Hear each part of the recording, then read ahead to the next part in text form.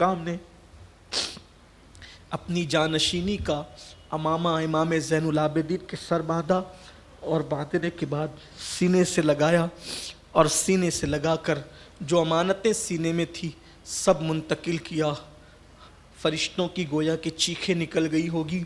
اب باری آتی ہے اس کی جو جان کربلا ہے، شان کربلا ہے، آبرو کربلا ہے، نبی کے گھرانے کی آبرو ہے، اہل بیت اطہار کے گلستہ کا 5واں پھول ہے، پنجتن کی انجمن کا 5واں چراغ ہے۔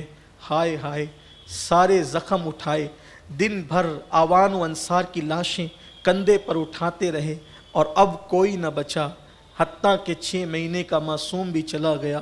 امام پاک رضی اللہ تعالیٰ عنہ اب خود تیاری کرتے ہیں، صندوق کھولا، اس صندوق سے جو ہے مصری ابا نکالی، شان سے جا رہے ہیں، مصری ابا نکالی، نانا کا ماما سر پہ باندھا، ذوالفقار حیدری لی، اور جناب جعفر طیار کا پٹکا باندھا، اور باندھنے کے بعد بیویاں دیکھ رہی ہے، حسرت و یاس کی تصویر اور مجسم بنے کھڑی ہے، بولے تو کیا بولیں، ایسا لگتا ہے کہ جسموں میں جان ہی نہیں۔ امام پاک کی باری آتی ہے، گویا کہ عنقریب یہ سہاگنیں بیوہ ہو جائے گی، خاک میں سہاگ مل جائے گا، سہاگ اجڑ جائے گا، بیٹیاں یتیم ہو جائے گی، پورا قافلہ سالار قافلہ چلا جائے گا تو پورا قافلہ بے سر و سامان ہو جائے گا۔ امام نے وصیت کی، میری شہادت کے بعد ماتم نہیں کرنا، نوحہ نہیں کرنا، بال نہیں نوچنا، چہرے پہ تماچے نہیں لگانا، صبر کرنا۔ زین العابدین امام سے کہا کہ بیٹے آپ سالار قافلہ ہو، محرم ہو، یہ قافلہ لے جانا۔ سیدہ سے کہا زینب جب یہ قافلہ تیرا مدینے پہنچے تو نانا کو سلام کہنا، اور جو تو نے دیکھا ہے وہ ساری داستان نانا کو سنا کہ اس امت نے میرے ساتھ کیا سلوک کیا، اور یہ بھی بتانا کہ جس حسین کو آپ اپنے کندھوں پہ سوار کرتے تھے، جس حسین کے لیے سجدے طویل کرتے تھے، اس نے قربانی دینے میں کوئی کوتاہی نہیں کی۔ نانا آپ سے کیا ہوا وعدہ وفا کیا، وعدے کو وفا کرنے میں کوئی کوتاہی نہیں کی۔ امام پاک وصیت کرنے امام زین العابدین کو سکینہ لپٹتی ہے، بابا میرے بابا آپ نہ جائیں، بابا جو جاتا ہے واپس نہیں آتا، چچا عباس گئے اب تک نہیں پلٹے، بھائی اکبر گیا اب تک نہیں آیا، قاسم گئے نہیں آئے، اونو محمد گئے نہیں آئے، جو جاتا ہے واپس نہیں آتا، آپ نہ جائیں بابا، آپ کی سکینہ یتیم ہو جائے گی، بابا آپ کے بغیر ہمارا کون ہوگا، آپ کے سینے پر کون سوئے گا بابا، کچھ سکینہ کو سینے پہ کون سلائے گا بابا، بابا ہمارے ناز کون اٹھائے گا، آپ کو میں نہیں جانے دوں گی۔ امام نے سیدہ زینب کو سکینہ کو سونپا، آپ فرمایا سکینہ زینب تم جانتی ہو میں سکینہ سے کتنا پیار کرتا ہوں، میری بیٹی کو یتیمی کا احساس مت ہونے دے، میری بیٹی کو یتیمی کا احساس مت ہونے دینا، اس کو رونے مت دینا، اس کا خیال کرنا زینب۔ اور پھر بہت ساری باتیں کہی، اور جیسے رخصت ہونے لگے سیدہ نے ایسا لگتا تھا کچھ یاد ہے، کہا رکو بھائی رکو، اور ایک گٹھری کھولی، اور گٹھری کھول کر کے اس میں سے کئی پیوندوں والا ایک دوپٹہ نکالا، اور کہا بھیا اس دوپٹے کو جانتے ہو؟ بہن کے ہاتھ میں دوپٹہ دیکھا، پھٹا ہوا پیوند لگا ہوا، اس دوپٹے کو جانتے ہو؟ دونوں بھائی بہن پھوٹ پھوٹ کے رونے لگے، اور اس کے بعد سیدہ نے کہا یہ دوپٹہ امی فاطمہ کا ہے۔ تیسری رمضان کو جب دنیا سے جانے لگی تھی تو کہا تھا کہ زینب میرا دوپٹہ کربلا میں لے جانا تاکہ پتہ چلے کہ میرا حسین کربلا گیا ہے تو ماں کے آنچل کے سائے میں گیا ہے۔ جس بیٹے کے ساتھ ماں کا پلو ہو بیٹا کبھی ناکام نہیں ہوتا، میرے بیٹے کو یہ میدان کربلا میں سونپنا جب وہ جا رہا ہو۔ حضرت بابا فرید الدین گنج شکر فرماتے ہیں، راحت القلوب میں یہ بات موجود ہے کہ فرماتے ہیں کہ کسی نے شب عاشور یا عاشورہ کی شب عاشور دیکھا کہ ایک بی بی ہے پردہ نشین، جو کربلا کے میدان میں پتھر چن رہی. ایک پردہ نشین خاتون ہے جو پتھر چنتی ہے اور اپنی آستین سے کربلا کی زمین کو جھاڑو دیتی, اپنی آستین سے کربلا کی زمین کو جھاڑو دیتی ہے اور پتھر اور کنکر چنتی ہے. خواب دیکھنے والے نے پوچھا, بی بی آپ کون ہیں, آپ کون ہیں, کیا کر رہی ہیں, پتھر چن رہی ہیں, آستین سے جھاڑو دے رہی ہیں.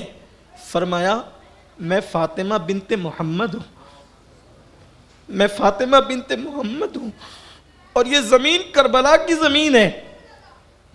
کل صبح میرا بیٹا حسین گھوڑے سے اسی مقام پر گرے گا, اپنی سواری سے اسی مقام پہ گرے گا, تو میرے بیٹے کو کنکر نہ چبھ جائے, اس لیے میں کنکر اٹھا کر کے زمین کو صاف کر رہی ہوں.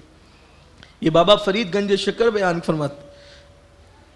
امام علی مقام علی جد علیہ السلام جب نکلنے لگے سواری پر بیٹھنے کے لیے, سواری پہ بیٹھنے کے لیے جب امام نکلنے لگے تو چونکہ سواری پر سوار کرانے کے لیے کوئی لگام پکڑنے والا, کوئی بٹھانے والا تو چاہیے تھا. سارے خیمے خالی تھے. کل تک کے جو خیمے گجگجا رہے تھے جوانوں سے, خوبصورت چہروں سے, آج وہ سارے خیمے خالی, سب خیمے خالی ہو گئے. امام پاک صبر و رضا کا مجسم تھے. جب جانے لگے تو احساس ہوا کہ کوئی لگام پکڑنے والا بھی نہیں ہے. سیدہ زینب نے کہا حسین رکو, خاندان کی ریت نبھائی جائے گی, خاندان کی ریت نبھائی جائے گی. نانا براق پر جا رہے تھے معراج میں تو جبریل نے رکاب تھامی تھی. نانا سوار ہوتے تھے تو علی رکاب تھامتے, علی سوار ہوتے تو حسن حسین رکاب پکڑتے تھے, اور حسن سوار ہوتے تھے تو حسین, حسین سوار ہوتے تھے تو حسن, اور حسین سوار ہوتے تھے تو عباس.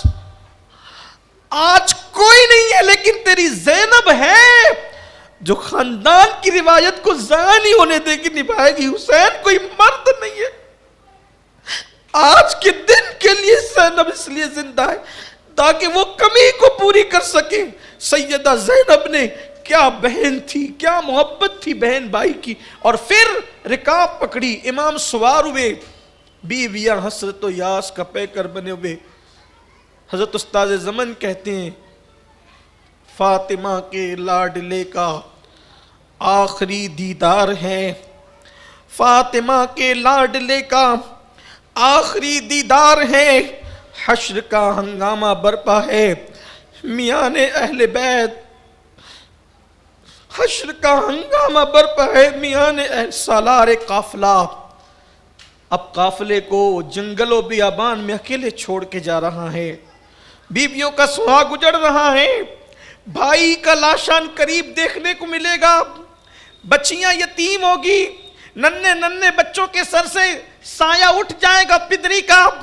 امام علی مقام جس کا دل 70 سے زیادہ لاشیں اٹھاتے اٹھاتے چھلنی تھا اور سارے غم پیتے جا رہے تھے, اب میدان میں آئے, اور میدان میں آنے کے بعد اللہ اکبر فرشتوں کی چیخیں نکلی ہوگی, پورا میدان بے چین و بے قرار ہو گیا ہوگا. اشقیاء نے امام کو دیکھا اور دیکھنے کے بعد امام نے خطبہ دیا.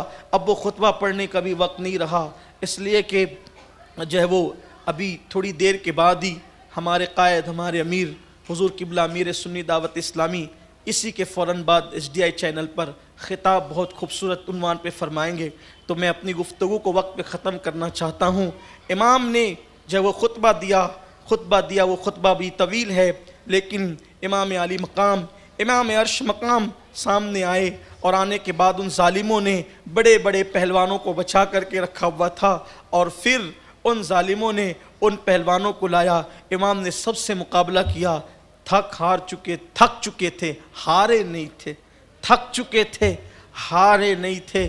امام نے جو ہے وہ سب کا مقابلہ کیا. حالانکہ سوچو ذہن پہ کتنا دباؤ ہوگا, تھوڑی دیر غور کرو, سوچو ذہن پہ کتنا دباؤ ہوگا. انسان کو تھوڑا سا ٹینشن ہوتا ہے تو تقریر کے الفاظ جو ہے وہ انسان کو سمجھ میں نہیں آتے, انسان کی زبان ساتھ نہیں دیتی. کتنا دباؤ ہوگا بیویوں کا, ان کا کون محافظ ہوگا, بیویاں چھوڑ کے جا رہے ہیں, پورا قافلہ ہے، خواتین اور بچے رہ گئے، کوئی نہیں بچا ہے، ان کا کیا ہوگا، یہ مدینے تک کیسے جائیں گے؟ اور پھر علی اکبر جیسا شہزادہ، قاسم جیسا بھتیجا، اون و محمد جیسے بھانجے، اور جناب عباس جیسا بھائی، اس طریقے سے گویا کہ پورا قافلہ لٹ گیا ہے۔ کیا زخم ہوگا، کیا درد ہوگا، کیا غم ہوگا، لیکن صبر و رضا کا مجسم حسین، نانا نے لعاب چسا کر کے کتنا حوصلہ، کتنی ہمت، کتنی طاقت، کتنی جرأت، کتنی بہادری، کتنی شجاعت دی تھی کہ امام علی مقام پے کرے صبر و رضا بن کر، صبر و رضا کا پہاڑ بن کر کے ڈٹے ہوئے ہیں، اور کشتوں کے پشتے لگاتے ہیں، اور اس کے بعد یزیدیوں کے چھکے چھڑاتے ہیں۔ بالآخر امام علی مقام پھر پلٹ کر آئے، بیویوں کو آخری سلام کہا، اور سلام کہنے کے بعد پھر کچھ وصیتیں کی، اور وصیت کرنے کے بعد امام علی مقام جب پلٹے، چاروں طرف سے گھیر لیے گئے۔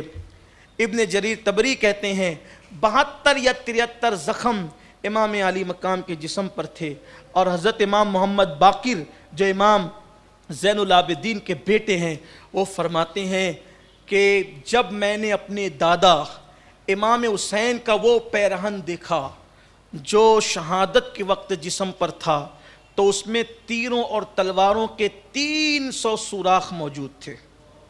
یہ روایت بھی موجود ہے کتابوں کے اندر۔ تو اور ایک تیر امام علی مقام، امام عرش مقام علی جد علیہ السلام کی پیشانی پر لگا، پیشانی پر تیر لگا، پورا وضو چھلنی تھا، خون سے لہو لہان تھے، اور گویا کہ آج میدان کربلا میں استاد زمن نے بڑا خوبصورت نقشہ کھینچا ہے۔ کہتے ہیں فرشتوں کا تانتا ایسے بن گیا تھا کہ افق کربلا بھر گئی تھی۔ آج رسول اللہ بھی موجود تھے، جسے پالا تھا، کندھوں پہ بٹھایا تھا، جس کے لیے سجدے طویل کیے تھے، وہ کیسے امتحان دیتا ہے۔ حضور بھی امتحان دیکھنے آئے تھے، علی مرتضیٰ بھی تھے، سیدہ فاطمہ بھی تھی، ارواح انبیاء بھی تھی، ارواح صالحین بھی تھی، سب دیکھ رہے تھے نبی کا نواسہ کس شان سے امتحان دیتا ہے۔ حسین آج اپنے امتحان میں کامیاب تھے۔ امام علی مقام علی جد علیہ السلام نے زخموں کے گجرے پہنے تھے، اور خون کا صحرا سجایا تھا، خون کا صحرا سجایا، زخموں کے گجرے پہنے، اور جیسے ہی سواری سے آپ نیچے آئے، مدینے کی طرف رخ کر کے کہا یا رسول اللہ، جو آپ سے وعدہ کیا تھا وہ وفا کر دیا، جو آپ سے وعدہ کیا، نانا جان جو آپ سے وعدہ کیا تھا آج وہ وفا کر دیا ہے۔ اور پھر آسمان کی طرف رخ کر کے کہتے ہیں مولا حسین تو تجھ سے راضی ہے، ذرا تو بھی بتا کیا تو حسین سے راضی؟ سب لٹا کر کا تو بھی حسین سے راضی ہے۔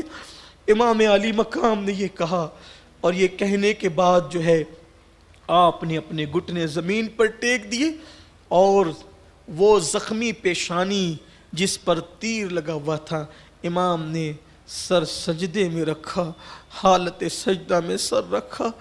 ایک بدبخت آیا، اور اس نے جیسے ہی امام کی گردن پر جو ہے وہ تلوار مارنی چاہیے، ہاتھ کانپ گئے اس کے۔ یہ منظر دیکھا، سیدہ زینب پکارنے لگی ابن سعد کوئی رشتہ تو ہے، شرم کر، شرم کر، جس کو نبی کندھوں پہ بٹھاتے تھے اس کو تم ذبح کر رہے ہو۔ بی بی پاک نے یہ فرمایا، ابن سعد نے منہ پھیر لیا، کیونکہ رہ کی حکومت تھی، سیدہ پاک جا نہیں سکتی تھی۔ امام پاک نے سر سجدے میں رکھا، ایک بدبخت نے امام علی مقام علی جد علیہ السلام کی گردن پہ تلوار مارا اور سر تن سے جدا کر دیا۔ انا للہ و انا الیہ راجعون، انا للہ و انا الیہ راجعون، انا للہ و انا الیہ راجعون۔